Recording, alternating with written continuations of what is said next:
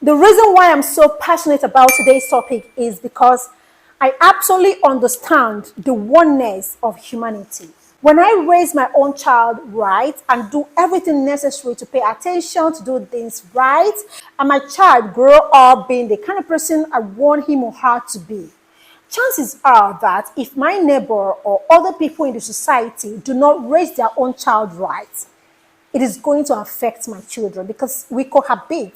Go to the same school, we go to the same church, we share a whole lot of things in common. And for this reason, I'm so passionate to share some of parenting skills that most parents are so negligent about. And if you don't care about it, what another person do not do right could be a problem your child will suffer for the rest of their life. And this is not supposed to be anyone's story. So if this is the kind of things you would like to hear, why don't you stick around? Stick around. My name is Ify and this is my channel. In a modern society, both man and woman, wife and husband, partners want to be doing something to leave home.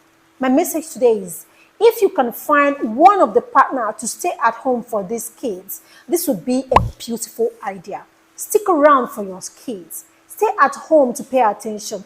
I'm not just talking about staying at home.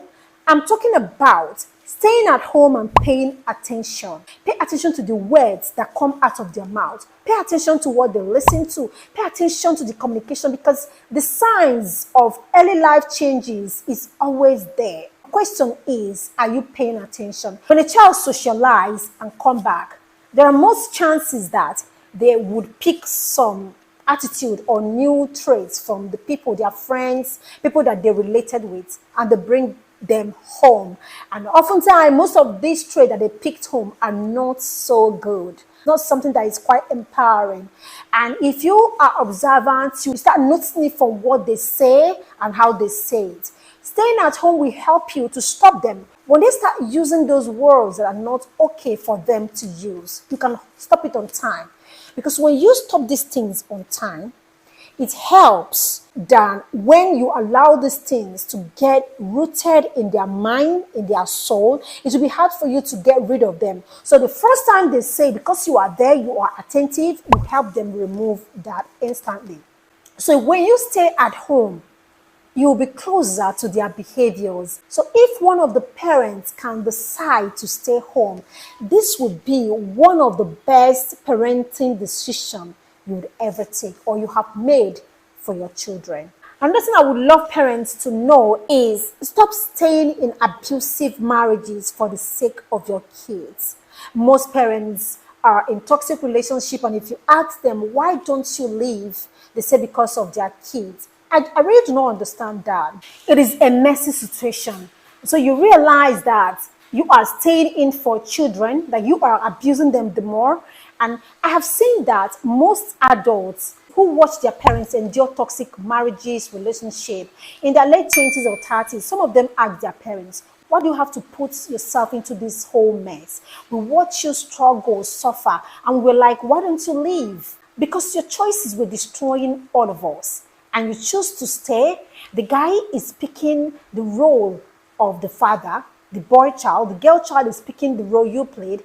And the guy child is also expecting his own wife to take up the role that you endured in your marriage, to be how the wife would endure his own marriage. And this circle is ugly. So what I'm literally saying is that you do not need to stay in abusive marriages for the sake of your children, because you are abusing everybody in the whole mess. The best thing to do when we meet trouble, toxic relationship, is to remove ourselves and remove everyone from danger, because danger hurts. So if you choose to be in that same marriage, try to find a way to make it work so that these children will not model what doesn't really work. Now, I'm talking about that, I need to talk about praises.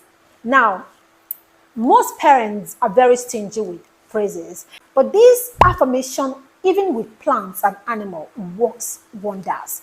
Learn to lavish great positive words, affirmations on your children, and teach them how to do same for themselves. Speak the word, say it, speak positive words on your children, affirm it, lavish praises, Be that mentor who teaches your children that positive affirmations are good. Encourage them to do that. The culture of eating together seems to diminish. But when we eat together, we live better together. Most families where people eat together every dinner, that is in that setting, people tend to talk about things, bond. It's like family socialization. Eating together culture is one culture that should never die. We should bring that culture back into our family setting, into our family situation, teach our children how to eat together, how to bond together, how to have time together. These are parental skills that we need to hand over to them. So, the family that eats together, plays together. I've been dying to tell parents to learn how to build a relationship that will help their children to run to them for anything whatsoever that they need. Growing up was hard, harsh, beating, torture, punishment, harsh punishment. Then you learn to run first to your friends instead of your parents when you have problems. Meanwhile, your parents are the best to give you the best advice, help you, protect you, and keep you away from harm. But because of the way and the manner of approach, communication, how you listen, how you talk, they run away from you, they're not going to talk to you. And when they incur harsh life problems, they're not going to talk to you. They are not going to talk to you. Learn to build a relationship. Try to be a parent who would want to talk. Create a room for you to have a conversation with your child.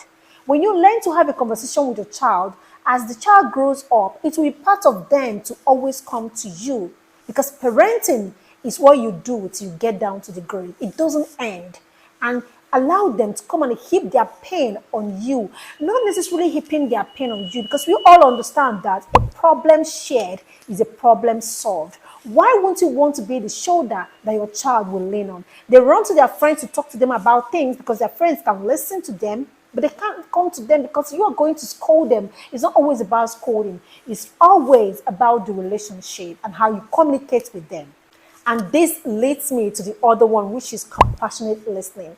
Now, I can say this for sure because I know that there are mothers that when you tell them a story, they feel like, how dare you do this? Like morally, you shouldn't. Like, they'll start correcting you. Don't say this, don't do this. It's not, why would you be the one who would do this?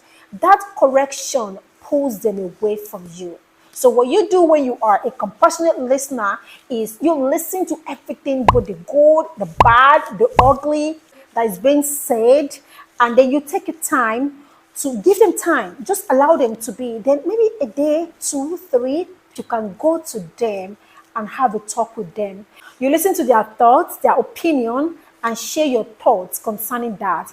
That way you don't put them off from coming to you to have a conversation with you. No one is a perfect parent, and you shouldn't bother yourself from trying to be a perfect parent because there's nothing like that.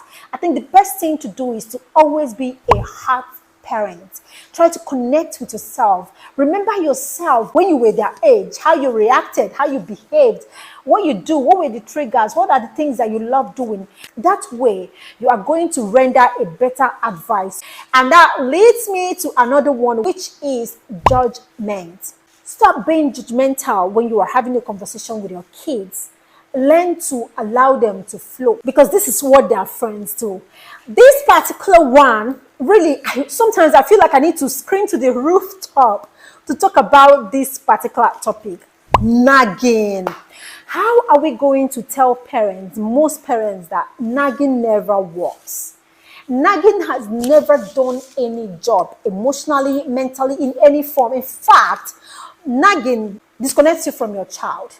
So I remember those days growing up, my mother would nag. I would want to tell her that, do you know that I have never learned anything from nagging?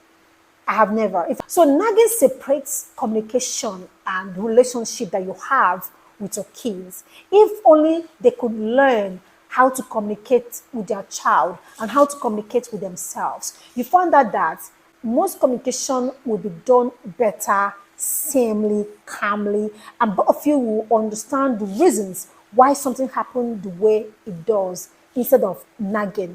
nagging has never, ever solved anything at all. These are called parental skills I had always wanted to tell parents. Get into the comment section to tell me if there are more skills you feel or parental skills you feel that is more interesting, you love so much, and you would need to put out or add more to make your family a fantastic place, a healthy place, a place where people run to when they have issues. Get into the comment section and share that with me. I promise you I'm going to reply to your comments. If this content is what you like, why don't you go ahead and click on the like button, subscribe to this channel so that this channel will be recommended to more people. Thank you.